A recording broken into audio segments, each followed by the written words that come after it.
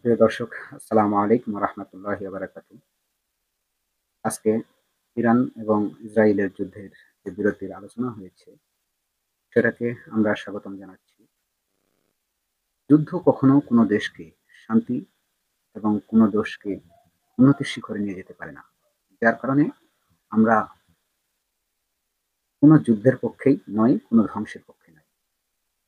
তবে ইসরায়েলের যে আগ্রাসনী ভূমিকা ইরানের প্রতি তারা দেখিয়েছে যুক্তরাষ্ট্রের মদদে, সেই সেটার ভাষা আসলে অত্যন্ত মানে নিম্নরুচির ভাষা। যুদ্ধবিরতি আজ হলেও হবে, হয়তো ২ মাস পরে হলেও হবে।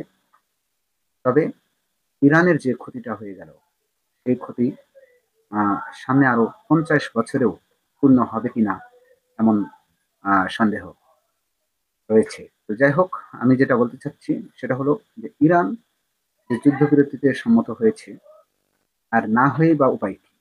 ইরান যা হারিয়েছে তা তো অপূরণীয় ক্ষতি। যেহেতু তাদের প্রথম শ্রেণীর যেসব সেনা কর্মকর্তা বা পারমাণবিক যেসব বৈজ্ঞানিক ছিল, রাষ্ট্রের অত্যন্ত গুরুত্বপূর্ণ যেসব লোক ছিল, তাদেরকে হত্যা করা হয়েছে। তারা যে এই হত্যার প্রতিশোধ নিয়েছে, ইসরায়েলে হামলা করেছে এবং আজকে আহ, দেখা যাচ্ছে যে কাতারে এবং ইরাকের যে মার্কিন ঘাঁটি ছিল সেখানেও তারা হামলা করেছে। এই যে আহ, যতই হামলা করুক, তাতে কি ইরান এই ৫০ বছরের ক্ষতি কাটিয়ে উঠতে পারবে?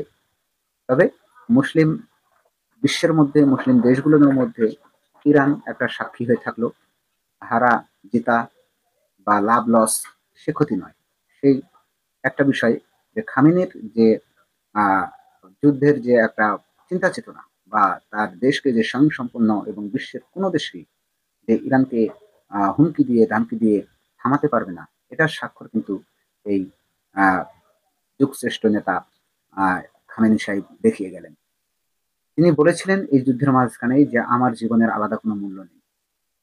তো তার এই কথাটা অত্যন্ত বাস্তবিক এবং এমন যে চিন্তা ভাবনা একটা আধ্যাত্মিক জগতের এবং আল্লাহর প্রিয় একজন মানুষ হিসেবে তিনি বলেছেন যে আমার মৃত্যুর জন্য তোমরা বসে থেকো না, তোমরা তোমাদের কার্যক্রম, যে আমি যুবক শ্রেণী যারা আছো, ইরানের ভবিষ্যৎ যারা আছো, তারা তোমাদের পথ দেখে নাও এবং লড়াই হবে ইরান জাতির জন্য মর্যাদার। তিনি তার ব্যক্তিগত জীবনকে উৎসর্গ করেছেন এই যুদ্ধের জন্য। তার এই বলিষ্ঠ নেতৃত্ব ইসলামের ইতিহাসে এবং পৃথিবীর ইতিহাসে দামি হয়ে থাকবে।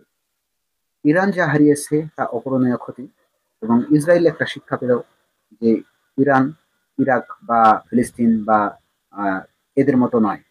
তিনি ইরান সত্যি তার কবজাতে জোর আছে এবং আমেরিকাও বুঝলো যে আসলে ইরানকে খেপিয়ে বা ইরানকে দেখিয়ে কোনো মাথাবরি আমার এই মধ্যপ্রাচ্যে চলবে না। ইরান মার্কিন ঘাঁটিগুলোতে শেষ সময়ে হামলা করে এই জিনিসটা কিন্তু জানান দিল। তো যুদ্ধ বিরতিতে অবশ্যই আমাদের সমর্থন আছে এবং আমরা চাই যুদ্ধ চিরতরে বন্ধ হোক। তবে যুদ্ধ চিরতরে বন্ধ করতে হলে এই সাময়িক চুক্তির জন্য নয়, এই সাময়িক চুক্তির বিরুদ্ধে আরেকটা কাজ করতে হবে। সেটা কি, এই মধ্যপ্রাচ্যের বিস্ফোরা ইসরায়েলের এই যুদ্ধবাজ সরকারকে আহ মানে হয় হত্যা করতে হবে, নাহলে তাকে গ্রেপ্তার করতে হবে, রাজনীতি থেকে তাকে ডিমোশন করতে হবে।